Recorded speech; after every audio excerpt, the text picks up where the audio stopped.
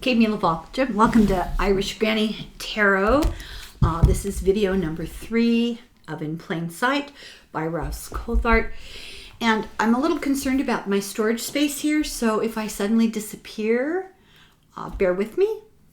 I'll start uploading to clear space and do it earlier than I had anticipated to clear space so we can continue with the book.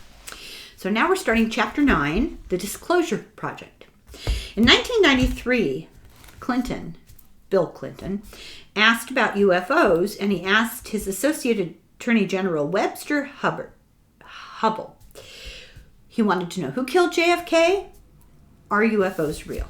He was stonewalled. He got no answers. He later said he found secret government programs were keeping a UFO secret, and the president was not allowed access to it. So Ross couldn't prove this, but this was said by Hubbell, and Hubbell was, of course, jailed for tax fraud, so he's a controversial figure. Lawrence Rockefeller got Clinton to make CIA Director James Woolsey release more files. And Hillary was seen with a book, Are We Alone, by Paul and Davies, which is a philosophical look at UFOs. Clinton also asked about Area 51. And he was told that all the documents about Roswell were destroyed without authority. Clinton later said on TV that if he knew about aliens and he knew they were real, he'd say so. Dr. Stephen Greer, we've talked about him a bit. He has a lot of documentaries. He's an emergency room doctor, and in 1990 he started the Center for the Study of ET Intelligence. It's a lobby group. And they started the Disclosure Project. They advocate aerospace and the government to release their documents. He has personally briefed presidents and the CIA. And he has a story to tell. In 1993, he went to a dinner party with CIA agent and James Woolsey. And Greer claims, this was really a debriefing. And he says that Woolsey was willing to investigate a cover-up. That was what the discussion was about. Later, Woolsey denies this. He said, well, we were at dinner, but it was just a dinner party. The dinner was held by a guy called John Peterson, who was a futurist working for the Arlington Institute think tank. This is a global future national security issue investigative group. This guy's a Navy vet. He worked on presidential campaigns, and twice he was runner-up for Secretary of the Navy. He says that Woolsey once saw a light above a lake and wondered if it was a UFO. Woolsey was offered to check 20, finally, they put pressure on him, to check 20 of the most significant redacted documents to see if UFOs were real. Stephen Greer, and Stanton Friedman made the list for him, and Woolsey came out and said, no, there's no UFOs. Peterson, the guy from the think tank, says the dinner was just a dinner. Greer claims that Clinton told him that Clinton was warned that he'd end up like JFK if he didn't stop looking at UFOs. Greer says that he would do it. He told Clinton, okay, you can't do it. They're threatening to assassinate you. Okay, well, then I'll do it. And he claims he's gotten lots of threats and has been ridiculed for his melodrama and for being untruthful. He wrote, The Hidden Truth, Forbidden Knowledge, that claims he and fellow researchers were attacked with a remote electromagnetic weapon to cause cancer, and that this came from a laboratory in Utah, and there's no evidence for any of this, so it's, Now, I have written in large dark letters here in the margin, not my words, so I guess I have to explain to YouTube. I'm quoting Stephen Greer. These are not my words. I have no idea about the veracity of this. Not saying it's true, I'm saying this is what we were told. Greer claims CIA William Colby, who died in a boat accident, It wasn't an accident. Not my words. Because he agreed to work with Greer. In 1998, Sherry Adamiak, Greer's fellow researcher, who was with him when he claims they were attacked by a cancer-causing ray, died of cancer. Greer claims that he survived because his dog was in front of him and the dog took some of the hit and the dog got sick. Greer doesn't care what people think. He doesn't care what people say about him. He knows what people, think he's nuts, and he doesn't care. So why did he out Woolsey as a cooperating source? Because it backfired. It made other public officials, hesitant to talk to him. So why did he do that? Ross is just asking. In 1997, now this is really interesting, Edgar Mitchell, the sixth man on the moon, Apollo 14, he helped Greer join a group of UFO activists and former military to get a tour of the inner ring of the Pentagon.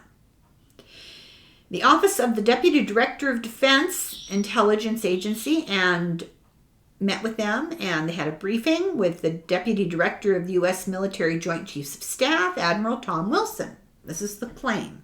So this group of UFO activists, researchers, some of them former military, including Edgar Mitchell, Dr. Greer, got to tour the secret stuff with these high officials. The day before, Greer held a briefing in a D.C. hotel with senior congressional and members and dozens of staffers. About 12 witnesses, defense contractors, military and intelligence insiders, gave firsthand accounts of UFO experiences. They admitted, amongst other things, these are their words, that NASA had been airbrushing photos of flying saucers to get them out of NASA official film. Their claim. They had a military pilot who described a direct encounter with a massive craft. And the next day, this deep internal Pentagon tour with top-level management and top-level meeting occurred. Another attendee, retired U.S. Naval Reserve Officer Lieutenant Commander Willard Miller, was on the U.S.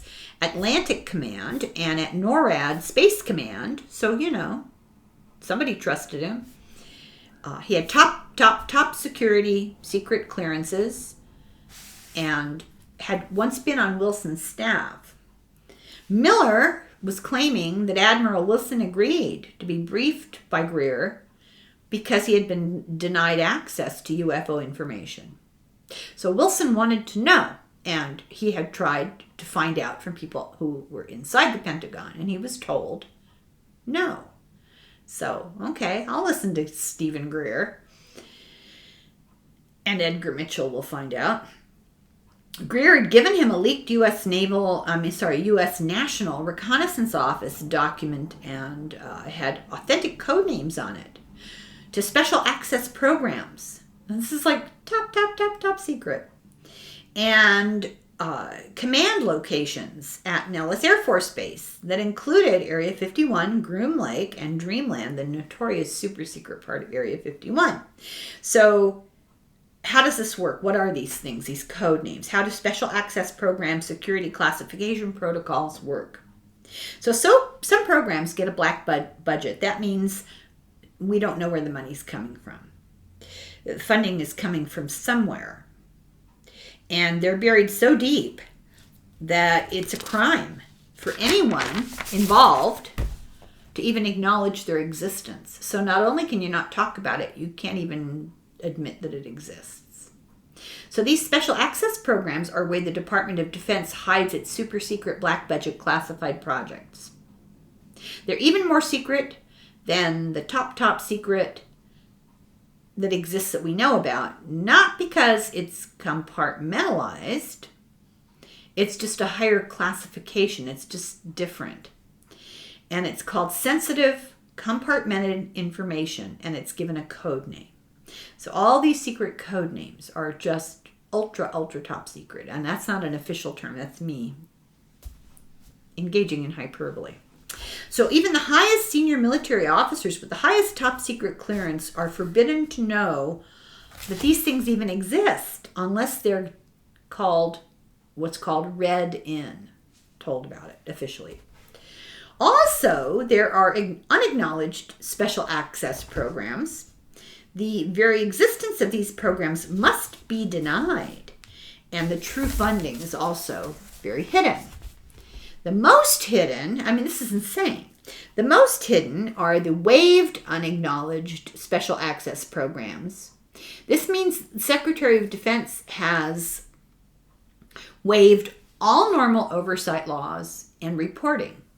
Their existence is 100% concealed. They're only overseen by a group of 8 people in Congress called the Gang of 8.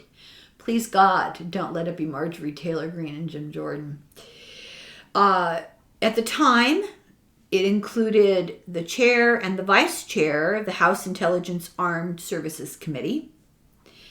I tried to look this up to find out who these people were. I couldn't find who that was. I found that it includes Senator Majority Leader, that would be Schumer, and Senate minority,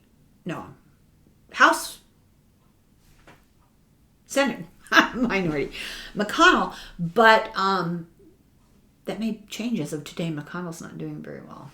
So this is a bipartisan elected group, but they're allowed to review it. That doesn't give me a lot of confidence, I have to tell you.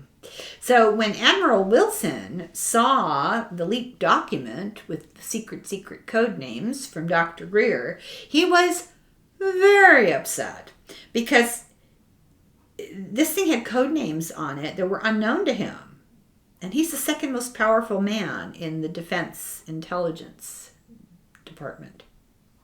The code names include UFO researchers. The fact that they were included thrilled these UFO researchers.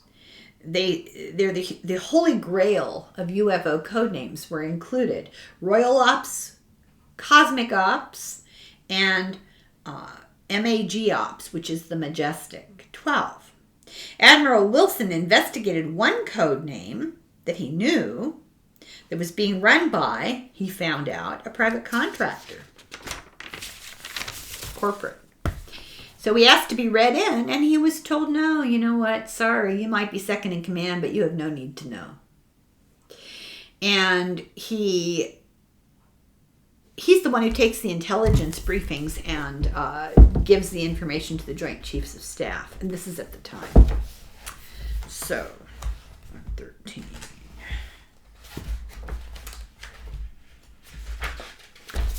Kind of a mind-boggler. He was told, you don't need to know. And Admiral Wilson said, God damn it, if I don't have a need to know, who does? And they said, sir, we cannot discuss this with you further. And they hung up and they blocked his phone. So whatever this program was or is, the alleged UFO cover-up laid out by Greer, Edgar Mitchell, and Commander Miller is supposedly so secret that even the second highest official in the Defense Intelligence Agency was not permitted to know about it. And Greer says the Admiral's aide told him, you know, the subject of Majestic MJ-12 came up, and there's been a lot of debate as to, whether it's real, whether it ever existed. And, we know it exists. We here at the Intelligence Directorate for the Joint Chief of Staff just don't have the need to know what they do.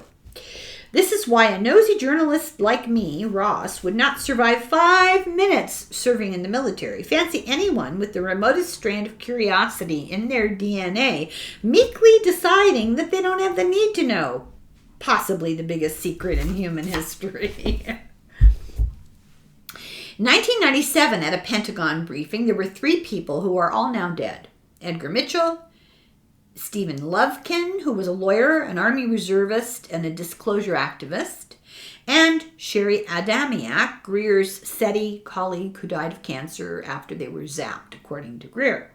So we know that Wilson was given strong witness evidence in support that the U.S. government cover-up of ETs visiting Earth is true, and that the U.S. government, somebody somewhere, has recovered craft and bodies, that technological breakthroughs have happened as a result of back engineering. Thank you for Velcro. And Wilson took it all seriously, and he began canceling other things that were on his calendar that day to keep the meeting going with Greer and Mitchell and Miller. Edgar Mitchell told many friends about all of this later, verbatim. One was John Odette, the co-founder with Mitchell of the Quantrell Research Group. He responded in detail to Ross's questions and said, yes, Mitchell told me in detail. He claimed a cover-up by a cabal of shadow government on the ET issue, and the government presumed to have evidence. Also, a highly secretive reverse engineering program was being done. U.S. Commander Willard Miller supported this, and Admiral Wilson's frustration, he agreed, was frustrated. And before the end of the meeting, an aide admitted that the long-debunked majestic MJ-12 was real and not a conspiracy theory. A supposed secret cabal of scientists, military and intelligence officers, and government formed in 1947 by Truman, this is MJ-12, to facilitate the recovery of and investigation of UFOs. Long talked about, never admitted. In 1984, there was a secret government document that surfaced. And again, in 1996, a document revealed this. And they both confirmed the existence of MJ-12. The FBI and some UFO investigators say, oh, this is all just a big hoax. Ross has given details on the document and has been given details on this document. And supposedly it's a hoax, but he says if it's a hoax, he's seen it. And he says it's a forensic achievement because it looks real and it contains information that's real, a trove of names, titles, offices, and events that are real. Oh, I already read that to you. So Wilson at one point said, I have no doubt that this is true, but I'm horrified that I haven't known about it. Wilson was just bent about this. Adamiak confirmed that the meeting happened and what was said before she died. Wilson was furious that there was an illegal cover-up, because if this is true, this is using government money appropriated by Congress for budgets, being sidetracked without oversight. That's against the law. It's not democratic. Some rogue group was taking a huge risk to the rule of law and national security, and the group had alien reproduction vehicle technology far superior to the stealth bombers. This is what the claim is. Wilson gave Greer permission to go to the media with all of this. Ross says that Greer's many meetings with government, military, and insiders are not 100% plausible. And I told you that Ross is very careful. Greer claims to be better informed than the officials that he meets. And this may be true if the cover-up is true. He was invited back, Greer was, by Wilson, to brief Wilson's superior, the director, Lieutenant General Patrick Hughes. Quote, I have no doubt that what you are sharing is true. Nobody can tell me anything. Like nobody will tell him anything. All I've gotten is this.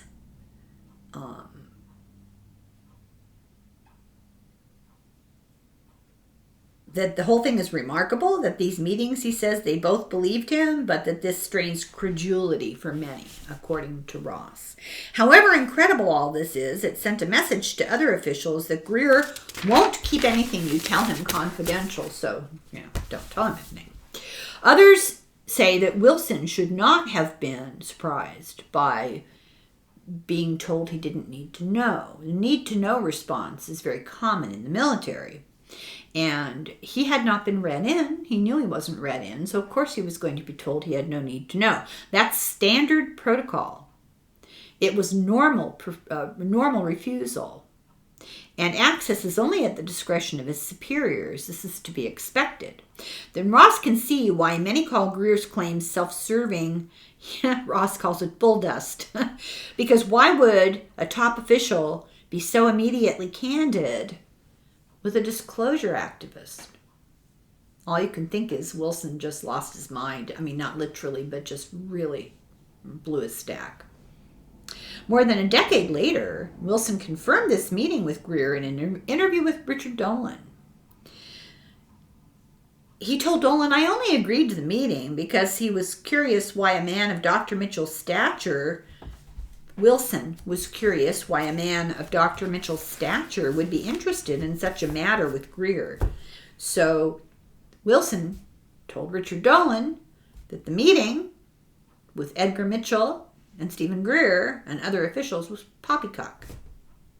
Then he hung up on Dolan.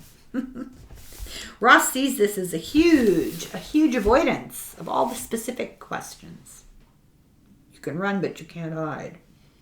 So he wrote to Wilson, and Wilson confirmed these briefings happened and that they lasted longer than they were scheduled. He said, I did not acknowledge or suggest that special access programs existed, because he'd be in big trouble if he did, or that I would try to gain access if they did exist. Okay. I most certainly did not acknowledge or even suggest that such programs existed or that I would attempt to gain access if they did. In fact, I did not, neither then nor since then, even have knowledge of such programs. While they may have chosen to interpret that my polite acceptance of their briefing and the understanding of their concerns left open the possibility that I would look into the issues they raised, I never had intent to do so. End quote. So why did Wilson's boss invite Greer and Miller back a month later to talk more about UFOs? Ross believes the defense officials are more interested than they're pretending to be. So many witnesses with the same impression. It's not just Greer who had the impression that they were welcomed and that Wilson was mad. Edgar Mitchell, Adamiak, they all felt the same way. Just weeks before the Pentagon meeting, there was the Phoenix Light event, March of 97. Thousands of people across more than just Phoenix, across a couple of states, saw a V-shaped object with lights a mile wide. Okay, try to wrap your head around that. You look up and there's something filling a mile of the sky. I mean, that's just phenomenal. Hovering low over the city. It could have been a triangle. It could have been a chevron. Different people describe it a little differently. The Air National Guard's explanation was, oh, that was just flares. Fife Symington. He was the governor. And if you remember the press conference that he held, he came to the podium to tell everybody nothing to panic about. I've discovered the cause. And somebody came in like a mascot UFO, like a ET outfit. And it was, so funny. And later on, he admitted he'd seen them too. Let's see here. Governor Fife Symington later said, as a pilot, he was a former pilot, and a former Air Force officer, I can definitely say the craft, which he saw, did not resemble any man-made object I had ever seen, and it was certainly not high-altitude flares, because flares don't fly in formation, and I've heard him publicly apologize for ridiculing the event and the people who claim they saw it. Ross says it seems like numerous government attempts happened to suppress and then cover up the UFO, especially when you had witnesses who were pilots and military and police. And it's gone to a great length, they have, the government, to keep stories off the front page. And why? To protect the technology? Are they afraid our enemies will get the technology? To avoid admitting that our military is behind all of this? Are they embarrassed, or are they just afraid of being in trouble for breaking the law?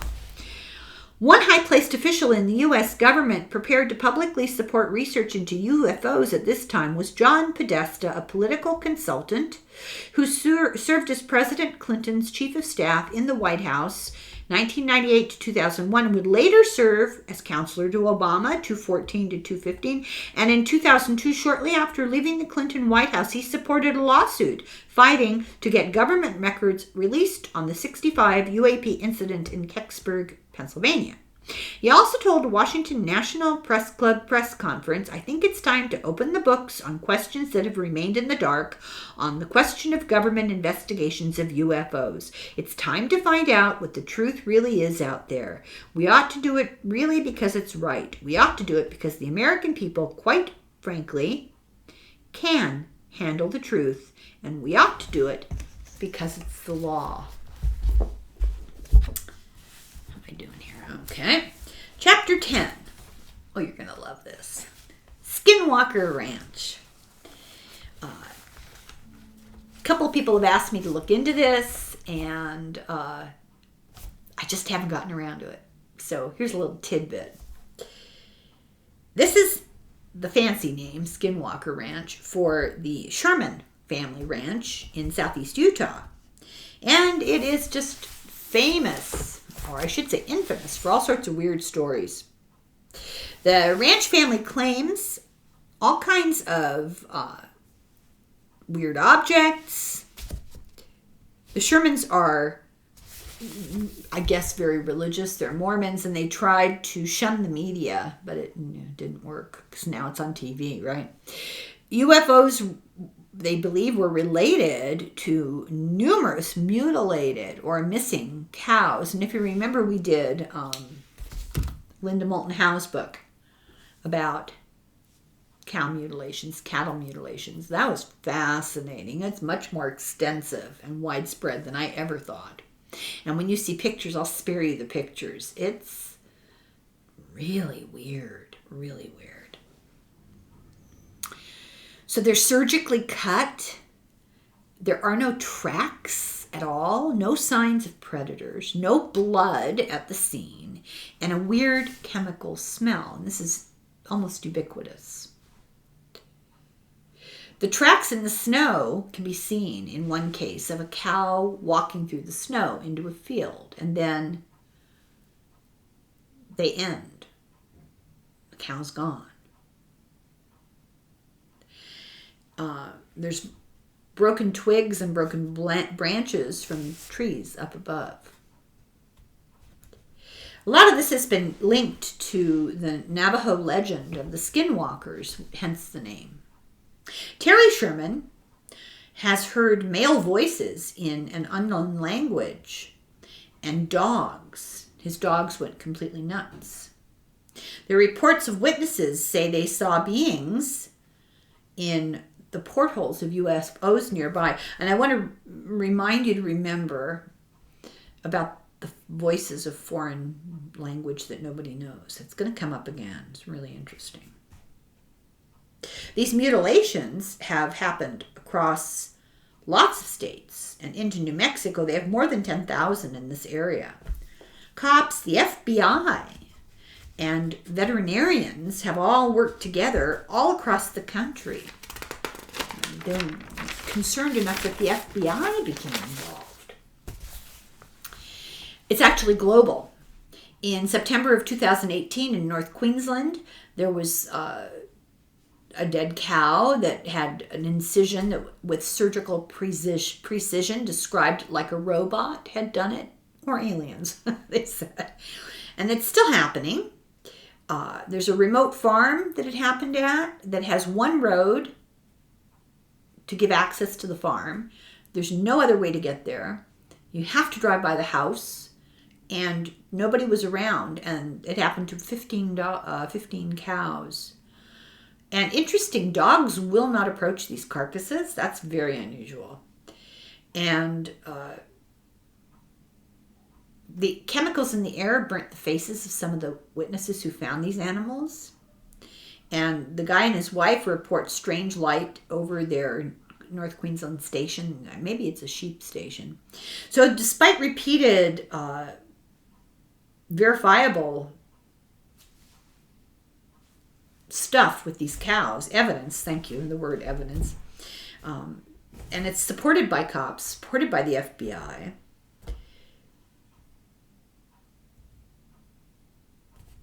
A guy called Skeptical Inquirer said that, well, this is obviously a natural phenomenon and mild mass hysteria. If you've seen pictures of these things, that's all I'm going to say.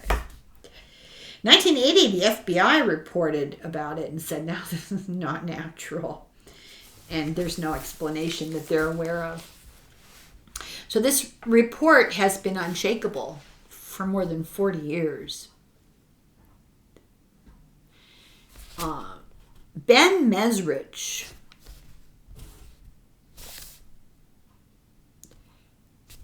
he wrote a book called the 37th Parallel. Shadows in here. 37th Parallel. On the 37th parallel line of latitude north, for over 3,100 miles, 3,100 miles, all along that line, they've reported cow mutilations and disappearances, other animals too. They have photos and videos, and all of these events are linked to UFO sightings. Research done by Chuck Zukowski, the former sheriff of a place in Colorado, he says, yeah, there are more than 10,000 cases just in that area. The FBI, now this is the part that gives you pause. The FBI sent out 100 agents to investigate. After 3 different state attorneys general wrote a demanding letter to the FBI. While doing his own research, Zukowski,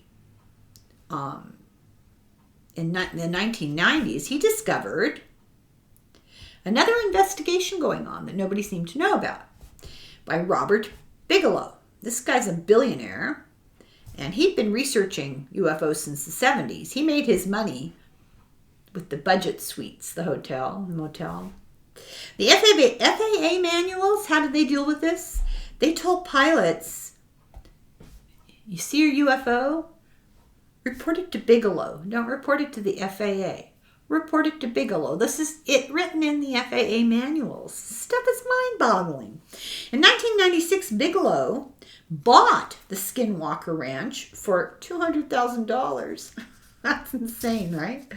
1996. He put full-time surveillance up. He created the National Institute for Discovery Science, the NIDS. And I'm going to forget what the letters stand for, but just remember that's Bigelow's research group. In 96, Dr. Eric Davis was hired on as the first paranormal researcher scientist. He saw a craft go down behind some trees after he was hired on to this ranch. And hung around for about 30 minutes behind the trees. And again, he saw the same craft do a sharp 90-degree turn at high speed in the air. One night, a herd of cattle on this ranch were all nervous, and he saw something with 2 large cat eyes in a tree. But it wasn't a cat. They were shaped wrong, the eyes. They were too far apart. They were too big. They weren't a bear. I mean, they were at the and they weren't in the branches next to the trunk of the tree. They were at the very top of the tree where the little wispy growth is, you know. Okay. And I thought of this and then Ross mentions it. Does anybody else, does that bring to mind the Cheshire Cat? That's exactly what it brings to mind.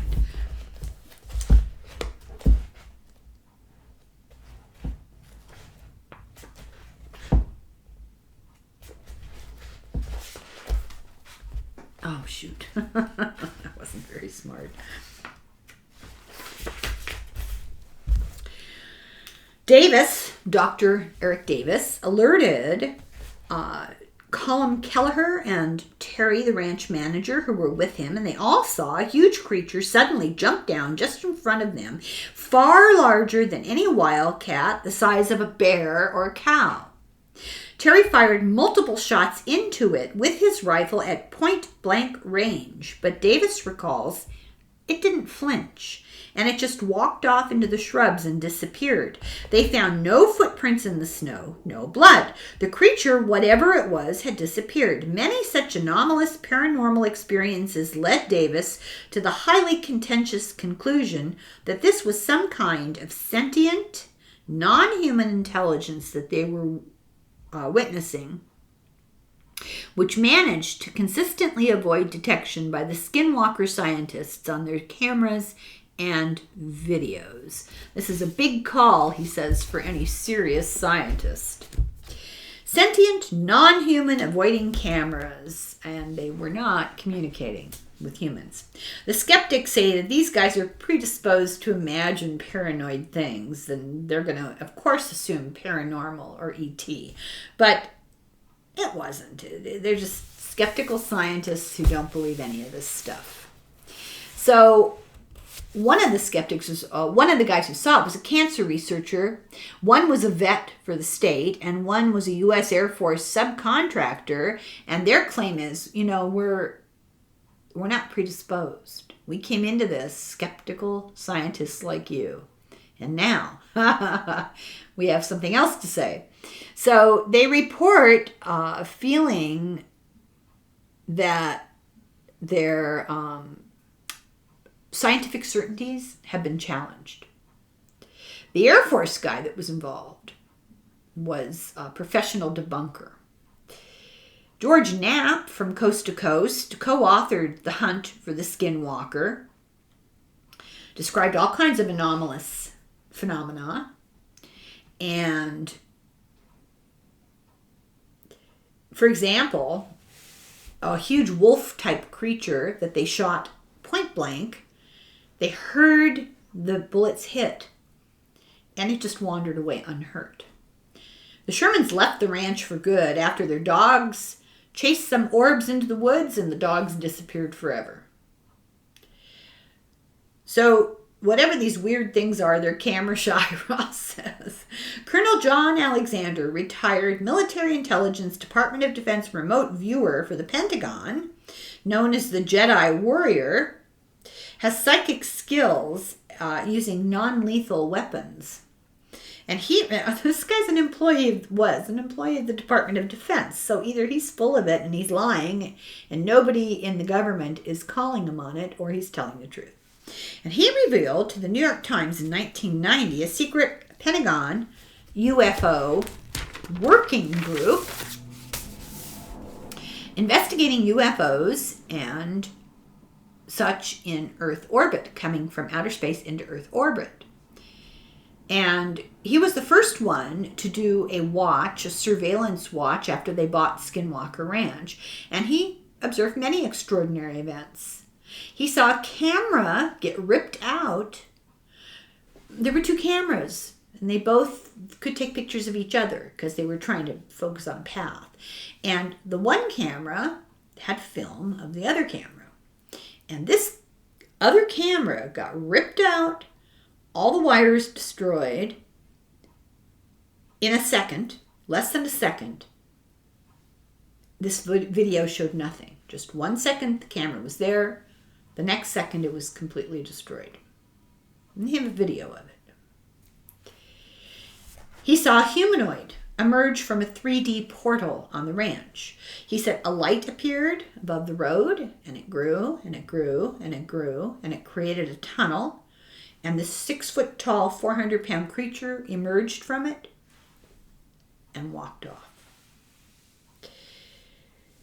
much of Bigelow's NDIS, I'm not going to remember what that stood for, their data is secret. Ross has seen documents from Edgar Mitchell that reveal data from early NDIS mutilation research, and including, he said, a cow that was dead that had injuries, a vet confirmed, were from being dropped from a height. It's in the middle of an empty field, and it died of being dropped from a height.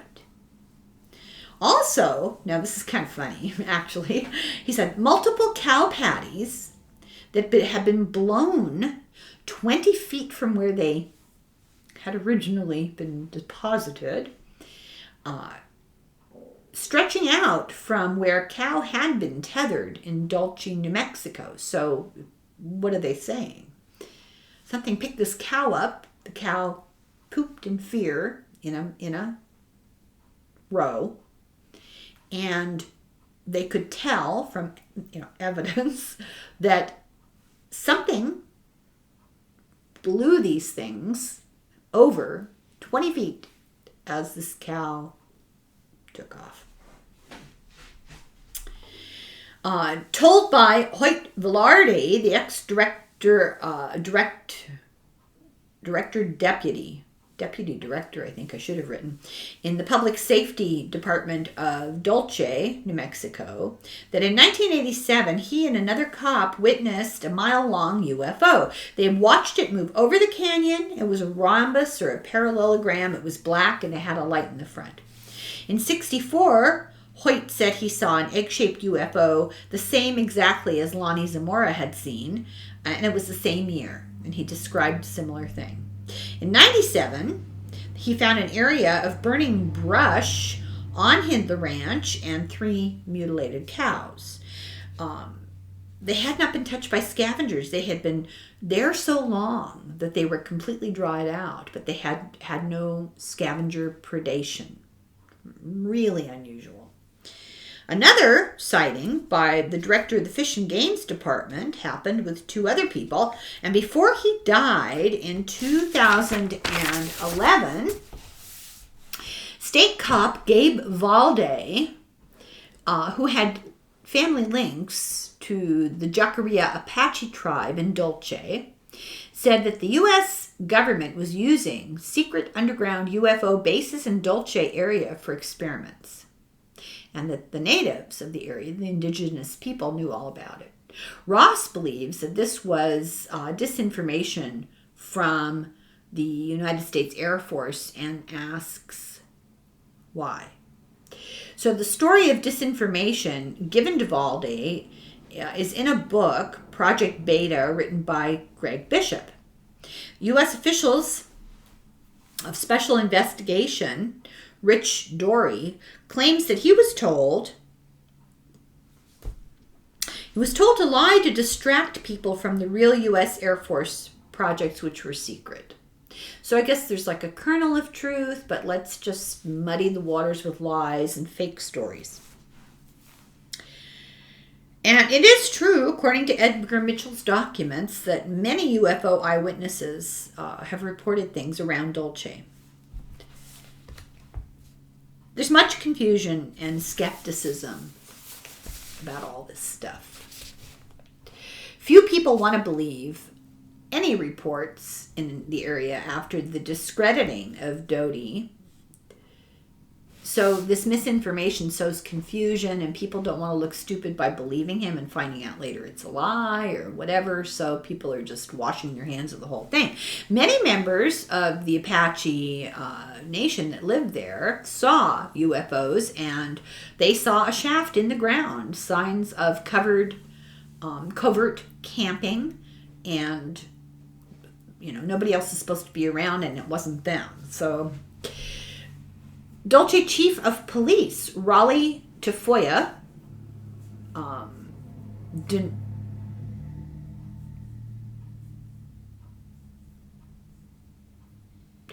saw photos from the FBI. He gave them to the FBI, taken by 2 different cameras. that show UFOs that have not been seen by human eyes, but they did show up on camera. Bigelow is this rich, big, comfort in or whatever it was, businessman who believes the UFOs are real, and he, because he's into aerospace and stuff, he wants an advantage in new technology for the space race that he wants to be a part of. Therefore, he keeps investigating secrets, and he wants to be the first to develop anti-gravity and electromagnetic technology.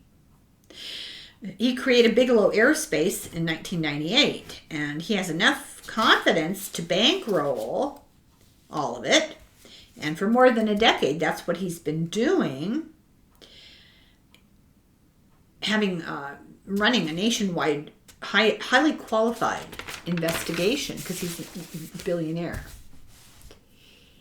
So, Chapter 11, Tic Tacs from Space. This is a great story.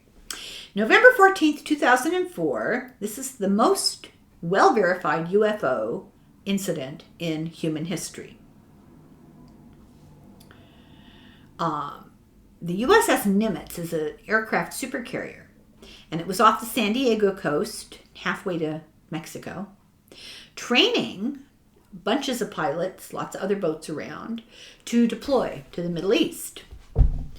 And one of the boats was the USS Princeton, which had guided missile. It is a guided missile cruiser with what's known as the Aegis, AEGIS. So, did a little research because I remembered it from mythology. In Latin, it's pronounced Aegis, and today it's pronounced Aegis or Aegis, but in Latin, AE is I. AE is pronounced long I. It's an air defense system with 360-degree passive ability to surveillance and a new kind of radar system on this boat, the Princeton. What was the Aegis? The Aegis was the protective shield of Zeus and Athena. And it comes from the Greek word for goat skin, because that's what it was originally made of. And it's the shield of Hephaestus, and that was a god. And it had the severed head of the Gorgon Medusa. This was one of the sisters with the hair made out of snakes. And if you behold her or you look on her, you turn to stone. So Perseus was able to behead her by not looking at her. He was smart. He looked at what he was doing through his mirror-like shield. He had a shield that was like a mirror. It reflected. So he didn't look at her directly. He looked at her in the mirror, and he cut her head off. And then they used her head on a shield as a protection against their enemies. So this thing on the USS Princeton is surveillance protection. So this thing can track hundreds of targets in all directions simultaneously. That's its purpose. For 4 days, they had anomalous radar tracks detected all around them, UFOs. And they were in clusters of 5 or 10. They were traveling abnormally high altitudes, 80,000 feet. It wasn't, TWA. And this was all verified by multiple radar sources. They were seen through binoculars. They hover and dart off at speed and change directions abruptly and then stop. And on radar, they had a phosphorus glow. The Nimitz radar confirmed all this and sent up early warning Hawkeye planes. And they saw them, and they said, well, they're real. They're on our radar. They're real. And these objects changed altitude abruptly from 80,000 feet to 28,000 feet. Then they came abruptly in 0.78 of a second to 50 feet over the water. And some came from outer space, entered orbit, went to 80,000 feet, dropped to 28,000 feet, and dropped to sea level 50 feet above sea in 7.7 seconds. So that rate of acceleration and immediate stopping is impossible. They were going roughly 104,885 miles an hour. The Navy tracked it, which is equal to 12,250 Gs. Then suddenly they would go back to 281,120 miles per hour. 20 years later, 20 years since this happened, I can't believe it's been 20 years, those sorts of G-forces still not survivable. Fighter pilots can take about 9 Gs, and after that they black out, and the plane will fall apart between 15 and 17 Gs. These UFOs could reduce a body to soup. That's a lovely thought. The Nimitz was preparing to launch 30 planes. UFOs are a hazard to planes. So they sent up a Hornet, and all of them were humbled, as they said, by the ensuing dogfight. The pilot arrived at the closest UFO to only find a circular disturbance on the surface of the ocean, like a sinking ship. Then they sent up a Super Hornet with a second jet alongside with a female pilot. So there's 2 pilots, 2 planes, 2 pilots, 2 planes, 2 pilots, 4 pilots. And there's passengers. And they're told, go to a real world situation. In other words, this is not fun and games anymore.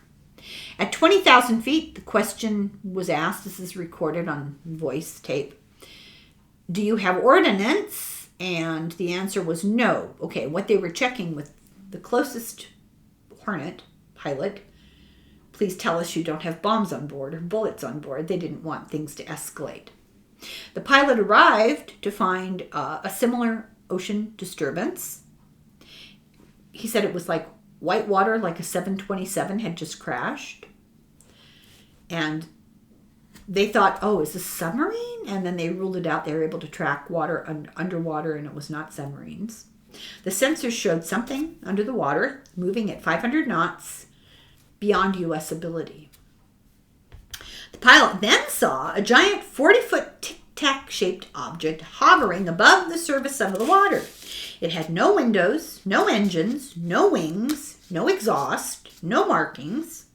It moved erratically, flitting. It began to track the Hornet's moves and then mirror its movements, obviously under intelligent control. On the USS Princeton, the communication room became completely silent and tense. 5 separate radar systems were tracking on the boat, and then it got so close to the airplane, the pilot started to scream. Keep in mind, this is a military fighter pilot. It locked on to him. It's called being engaged. It's when your bombs automatically go out at the enemy.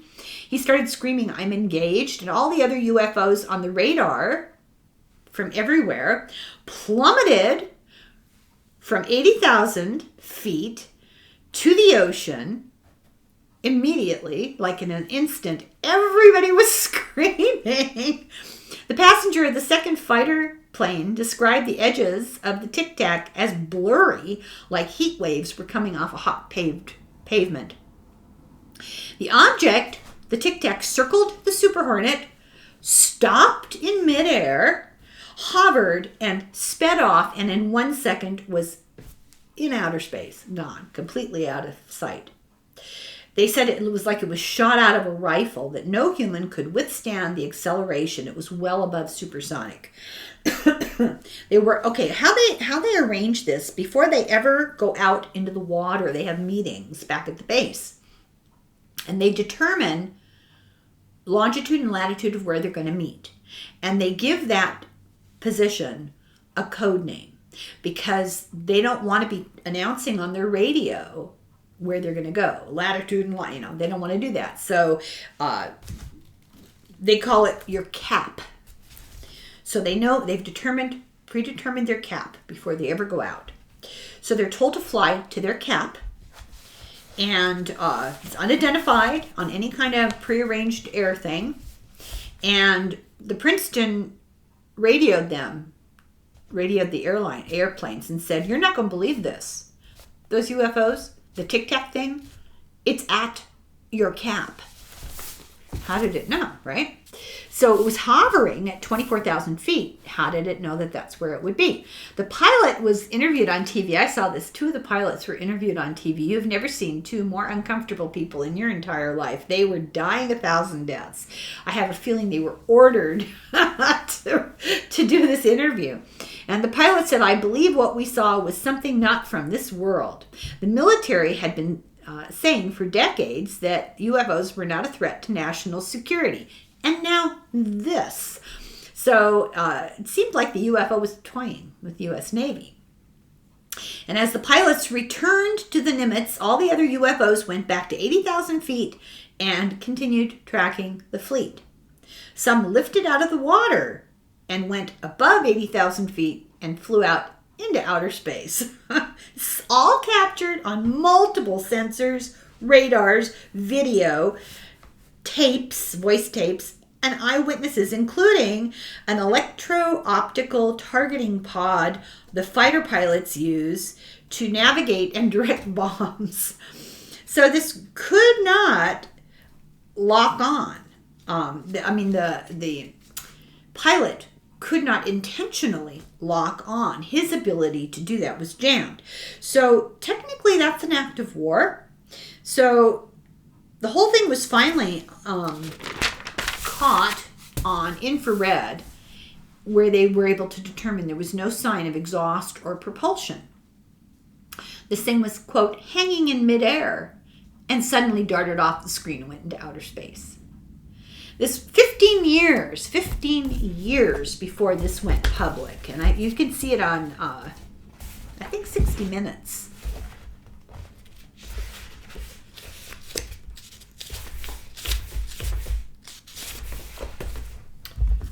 The thing that stood out to me the most was how erratic it was behaving. This is what the Colonel, Lieutenant Chad Underwood, said. What I mean by erratic is that it changes its altitude, airspeed, and aspect. We're just like unlike things that I've ever encountered before, flying against other air targets. It was just behaving in ways that aren't physically normal. That's what caught my eye, because aircraft, whether they're manned or unmanned, still have to obey the laws of physics. They have to have some source of lift, some source of propulsion. The Tic Tac was not doing that. It was going from 50,000 feet to, 100 feet in seconds, which is not possible. The awesome implication from what Underwood conclusively filmed was that someone somewhere had indeed achieved a technological breakthrough that showed such maneuvers were actually possible. And nobody can deny it, because this is the military that actually witnessed it and filmed it. Let's see, where am I here? Rumor has it that the full film has not even been released to people to see. We've seen little bits, but not the whole thing. And it showed even more extreme maneuvers they don't want us to know about. It's kind of hard to imagine what that would be. The number of witnesses who saw the video say it's much longer, clearer, and way more incredible than what you think. So why did the Navy seem incurious? No one in the fleet bothered to follow the UFOs that drifted at 100 knots south from the spot. The captain said, probably just ice falling from outer space. But it was really obvious that that was baloney. Some crew on the Nimitz greeted the pilots when they returned home with tinfoil hats. And years later, a journalist, later an investigator, discovered that everyone had finally been privately questioned. Next day after the event, there was shock, and all the communication data were wiped out from the radio. But somebody had record of it. So immediately after, a helicopter with 2 guys landed on the Nimitz, took the hard drives from the Hawkeye and the Princeton. And officers were ordered to wipe even blank tapes clean. So there was a cover-up. I mean, you can't deny that that's what that was. The Nimitz encounter with the Tic Tac proved the exotic technology that is widely thought of as the domain of science fiction actually exists. It's real. It isn't the result of altered perceptions, someone's lucid dream, a stray weather balloon, or swamp gas. Someone or something has crossed the technological Rubicon and has obtained what some would call the holy grail of aerospace engineering.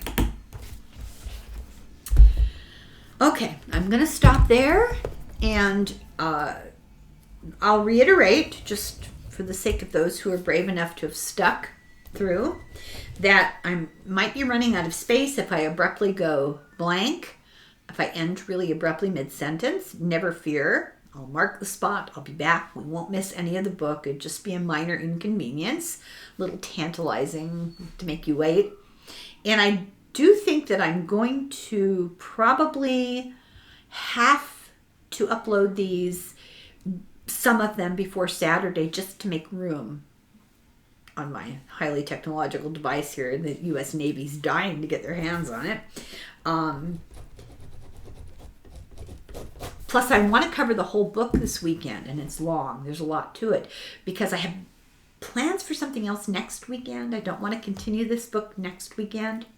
This is in concert with the hearings that are going on right now. Lots of interviews with Ross and David Grosh, the whistleblower, that you can access at the moment. And I have a conversation coming up that's scheduled about this book in a couple of days. So, I don't want to overwhelm you all, and I apologize, but I hope you're enjoying this. This is mind-blowing. Okay, I'm going to stop right here. It's long with foil.